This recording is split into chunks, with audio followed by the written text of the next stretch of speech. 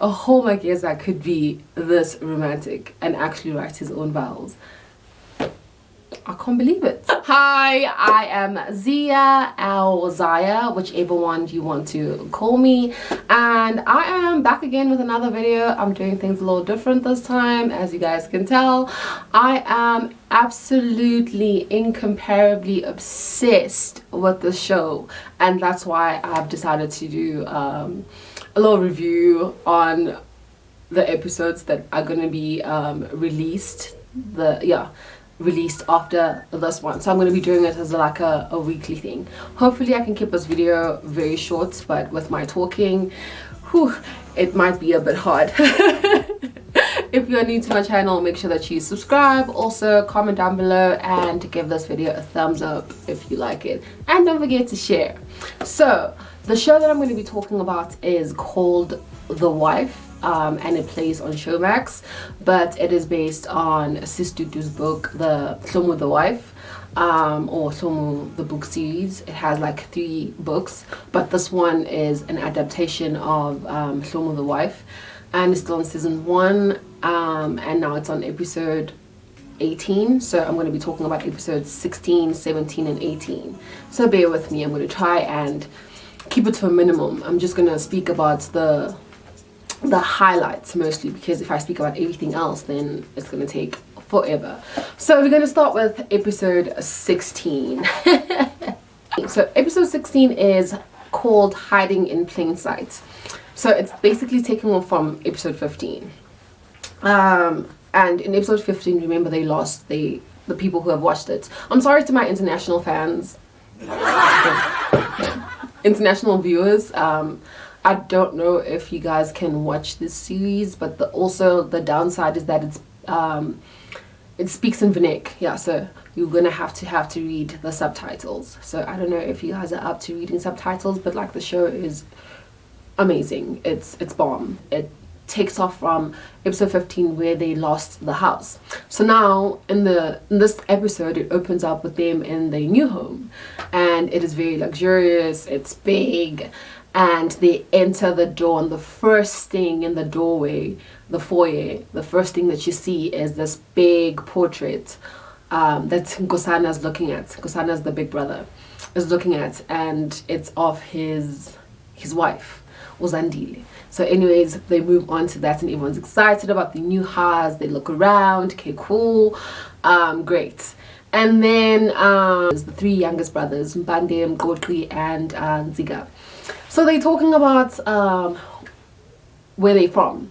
So Mbumba is mentioned, which kind of gives us an idea that it's probably gonna move on to the next coming episodes, because yeah, in the book they talk about that place a lot. So he mentions Mbumba because they've never been, and why haven't they been, or maybe they have like bad luck because their houses have burned down twice, and he's speaking a lot of sense.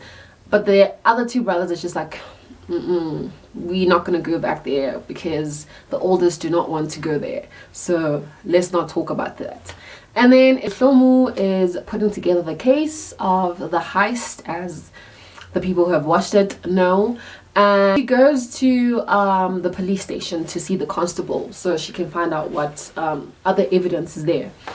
But not knowing that the brothers' little what can I call him, the cop who's corrupt, who takes the information to the brothers, is actually listening in on her conversation with the constable, and he goes back and reports to Nkosana how it is in the station. But as he's talking to Nkosana, Hlomo drives in.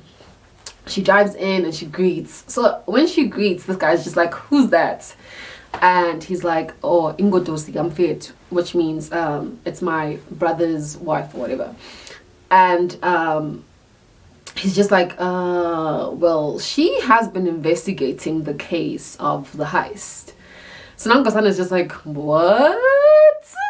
Yeah, so he tells him everything. It moves on to someone trying to open a can of olives, and then she goes outside to Usambulo and his friend.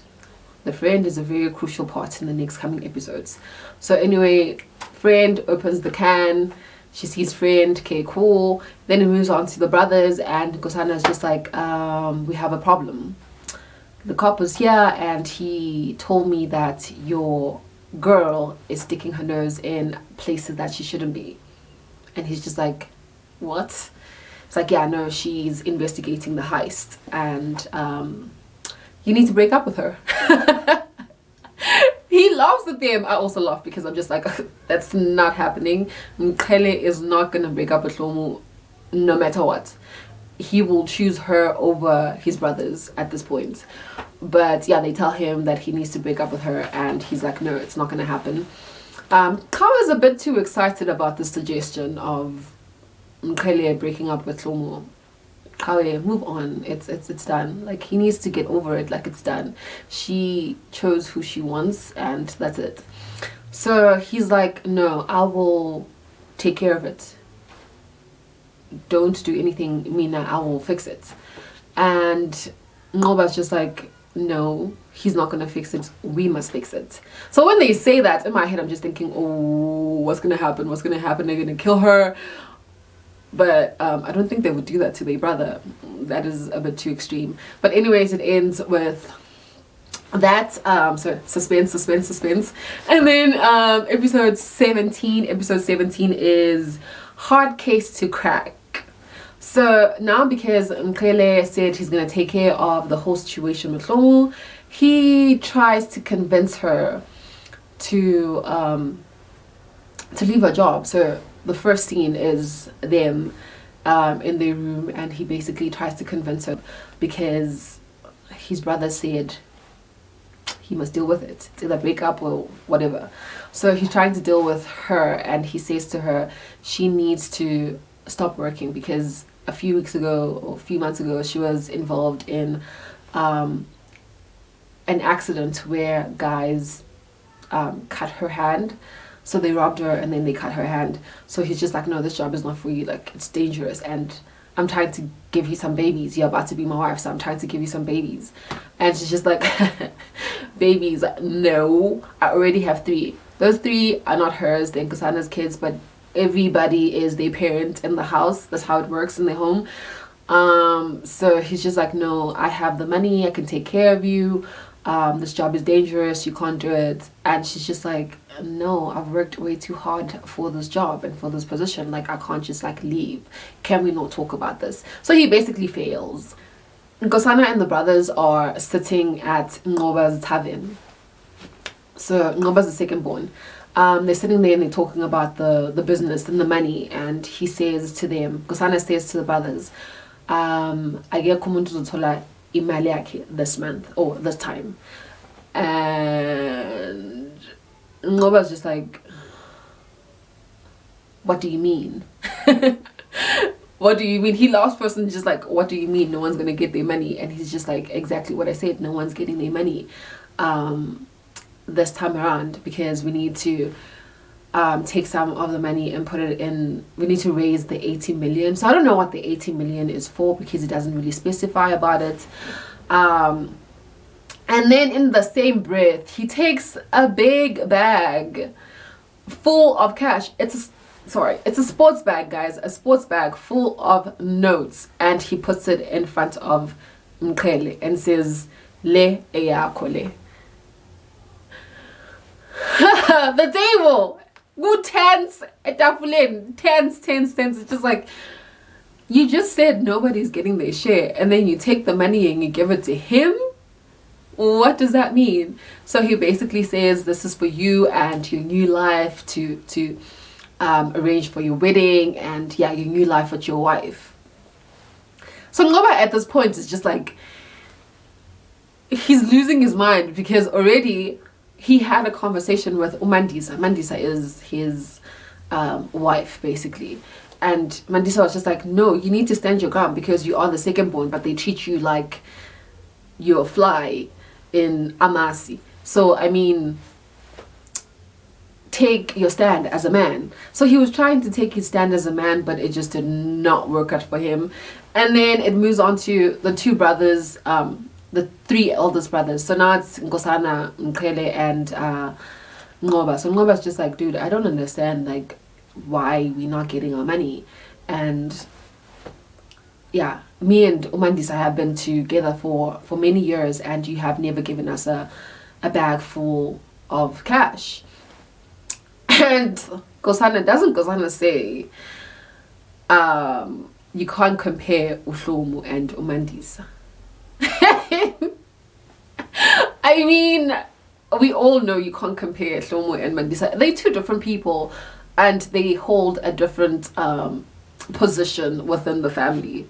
I think that's what Nkosana is also saying, because when Hlomo came into the family, like, Mkhele was very intentional and about what position he wants her to have in his life, and he made it very clear that she is here to stay. And Hlomo is also just very humble, very respectful, very wifey. She's not loud. Where Mandisa is like loud, very boisterous, and yeah, she's loud. So yeah, I think in that sense you can't compare them, but also it's just like, it's kind of unfair not to treat them the same, even if they aren't the same. But yeah, he basically says that, and then Ngoba's just like, what do you mean? And Mkhele just laughs, and he's about to answer what he means, but he's just like, no, I'm not talking to you. And he's just like, I don't want to have this conversation. Why can't you be happy for your brother? And just congratulate him. And then Ngoba just says to him, well, ke siyakubongela wena nentombi yakho ebizayo le ubhuti wakho akuthengele yona. She's very expensive, because that's a whole lot of money, a whole lot. And then Hlomu is out with Langa and Lerato. They are shopping for the wedding preparations. Doesn't she see Sambulo's friend, the one that opened the can of olives for her? And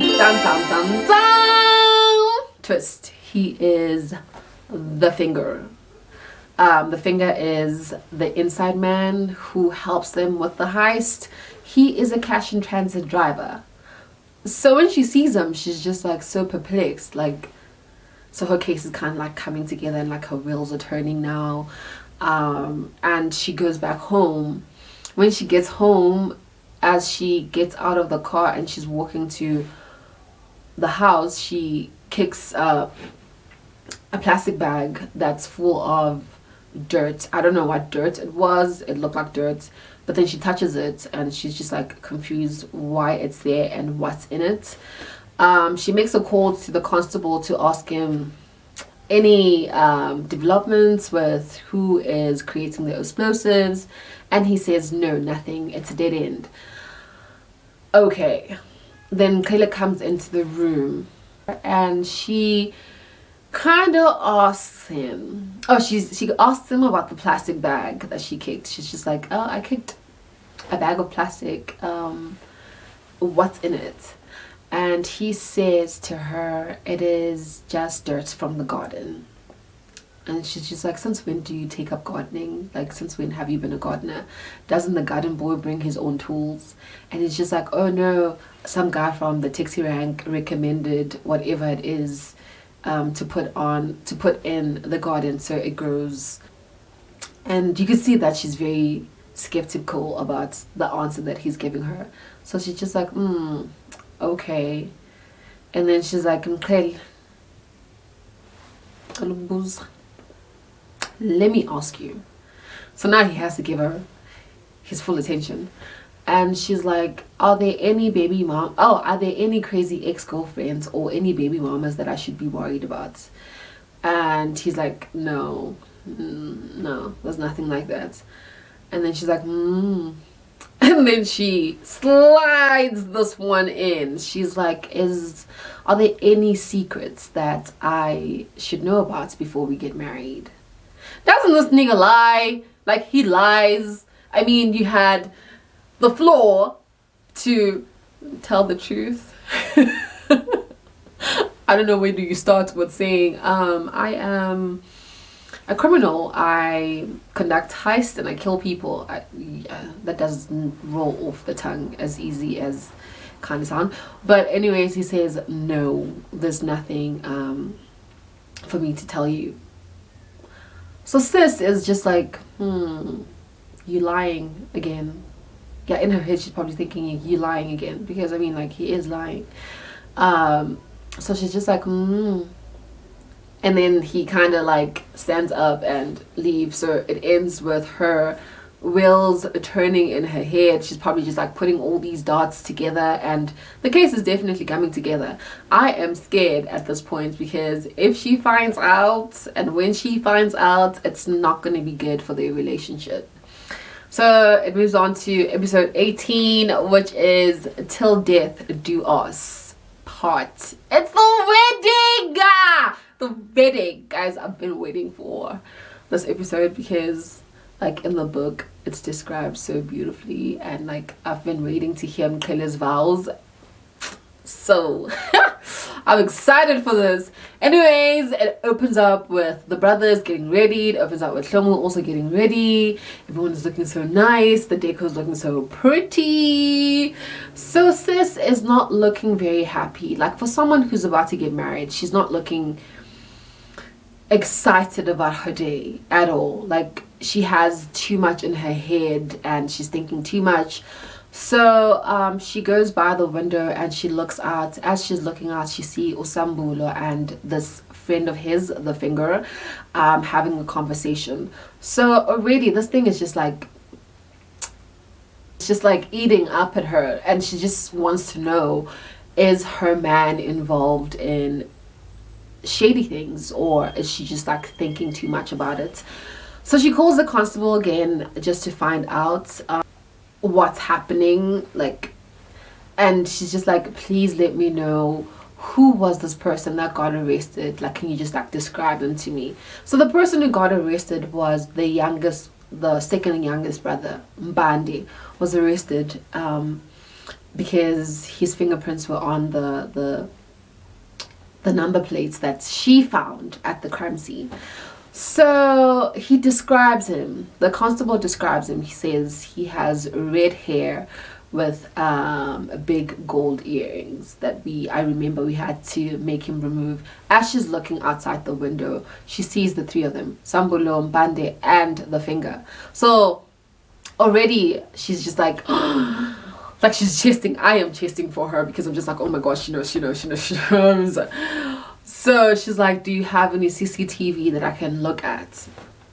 Constable says, yes, I'll send it to you now. She looks at her laptop, and as she's watching this video, the one thing that stands out immediately when it showed, I was just like,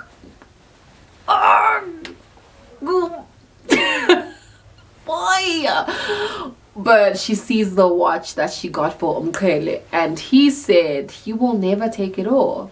And he doesn't. He never takes it off. So she sees the watch in the CCTV, and she is floored, guys. Like, she is so heartbroken. Like, she just starts crying, and she just like falls on the floor, and she's just like crying. I'm just like, oh my god, the wedding is done, the wedding is over, it's not gonna happen, because everyone is at the bottom getting ready for Shlomo to walk down the aisle.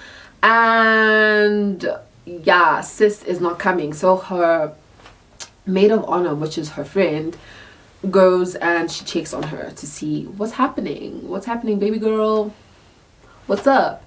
And downstairs, Langa is having a meltdown. Like, he is losing it, because his dad, he came to the wedding with Langa came to the wedding with a date. So Langa is gay, and I don't know what his dad was thinking. Like, I don't know if he was trying to convince himself that his son is not gay, but he has to get over it very quickly. So he was very homophobic towards Langa and his boyfriend, and it just got him in a downward spiral. So he was just like drinking, was drink after drink after drink after drink. He was just like losing it. So friend is upstairs trying to get Shlomo to come down, but Sis locked herself in the room, goes down and tells Nkele that he's locked in the room and doesn't want to come out. I tried to call her, nothing.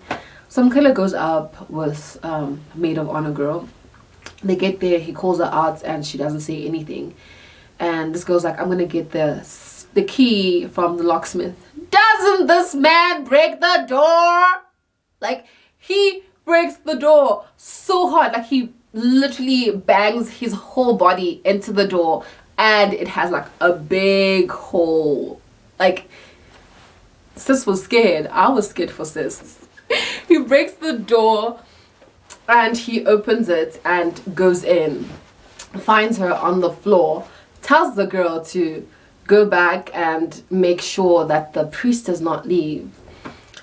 So sis is standing there and he shouts at her, like he legit was just like, I said, go the F out and make sure that the priest is still there when we come down.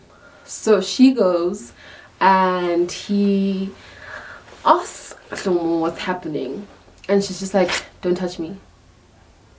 Like, she was like, don't touch me. I'm just like, that hand of yours needs to go down. You know how this man of yours is. And then he tries to touch her and she does this to his whole face.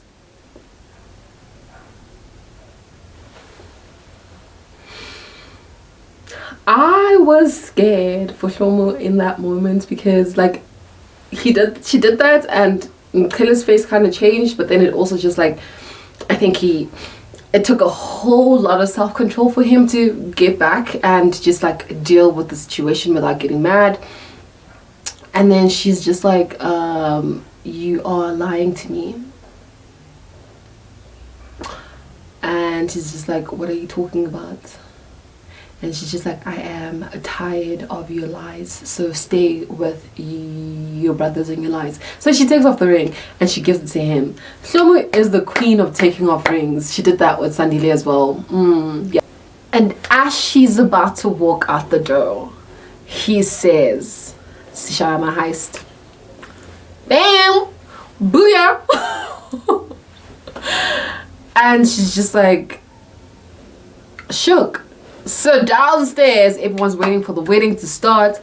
Nkosana and the brothers decide to go upstairs. So it's Nkosana, Ngoba, Kawe, and Sambulu, the oldest ones. They decide to go up. As they get there, Nkele and Shlomo are having words. And Nkosana sees the door. They're thinking probably he hit her. But they ask, what's happening? He asks, what happened? What happened here? And Nkele's just like, oh, she knows. I mean, he doesn't say it like that, but like he can see that he's scared. But he says, she knows. And then Ngoba's like, what do you mean she knows? And, oh, what does she know? And he says, everything. Whoo! The faces of the people in that room, you could tell they told him. So Ngoba's just like, I told you about this person of yours. So isolezolako, meaning the eye of the world, because she is a journalist. So and then he's just like, she's not going anywhere, because Shlomo tried to move and leave them to their conversation, but he was just like, you're not going anywhere. And she's just like, how could you guys do something like this? How could you kill people? How do you look at your kids and tell them that you love them when you took other people's fathers away from them? Ngoba draws out his gun at Shlomo. Basically, she is not leaving there because now she knows, and if she knows, then they are in trouble. He does not care that she is about to become the brother's wife. You know too much, so we need to deal with you. And then Khaled draws out his gun, so now it's just like brother against brother. And then Samuel draws out his gun, and it's just like, oh, what is going on? Guys, it was just too many guns, and Kim was just like at the back of her man, because her man is just like, you are not going to do anything to her. So Nkosana is trying to calm everybody down. As he's trying to calm everybody down, he has Kawe, 2 guns. One pointed at Ngoba, the other one at Sambulu. Is just like, it is not happening. We do not kill women. And the two are just like, dude, how can you turn on us when the enemy is her? And Mkhwele's just like, no, she's not the enemy, and you are not going to kill her. So as they're going back and forth, Mvelo, I think, the youngest of Nkosana's kids, comes running to Hlomo because he's hungry. So he's just like, Mommy, I'm hungry.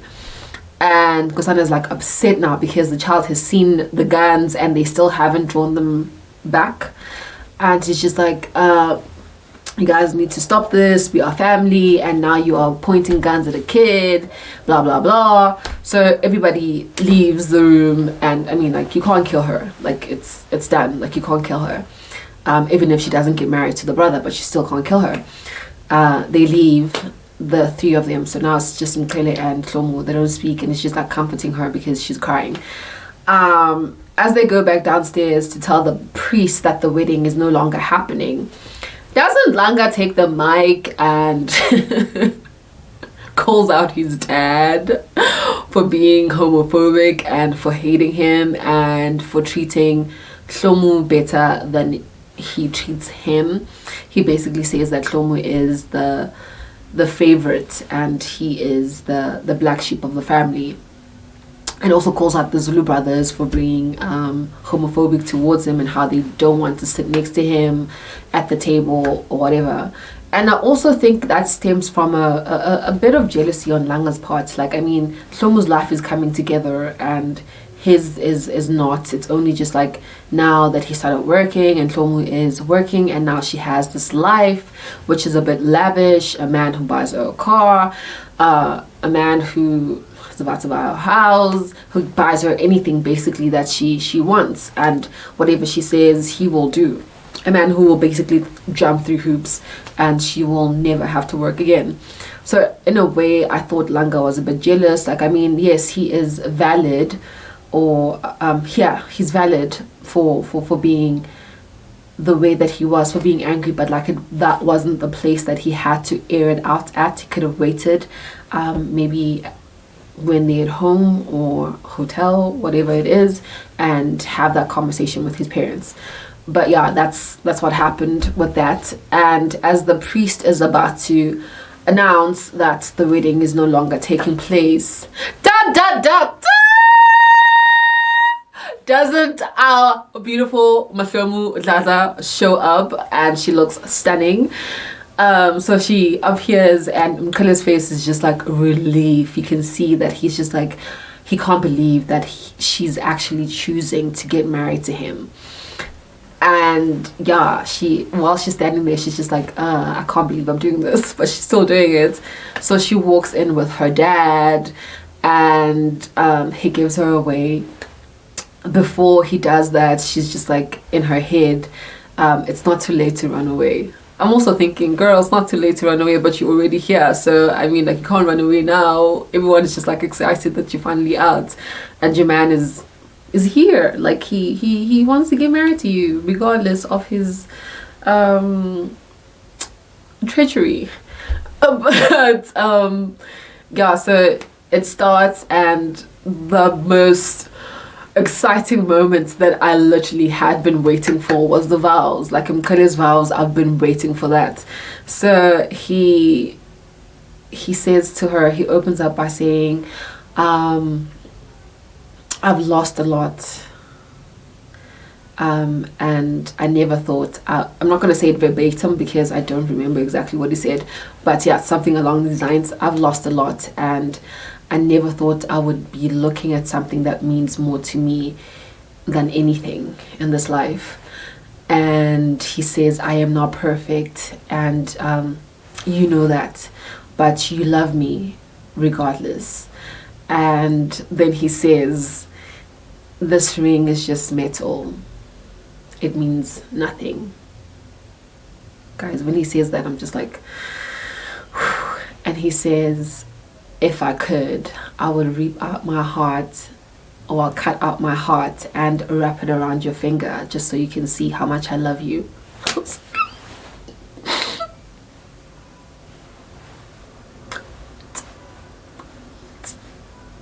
says that? Oh, So he says that, and then he yeah, I'll wrap it around your finger just to show you how much I love you and how much I will protect you. And I'm just like, what is this man doing? What is this man doing to me? What's he doing? What is he doing? I was swooning at this point, you guys. I'm just like, oh, and you could so tell Shomu was done. Like, she was gone. What happened earlier, she was over it, and she said in her head again,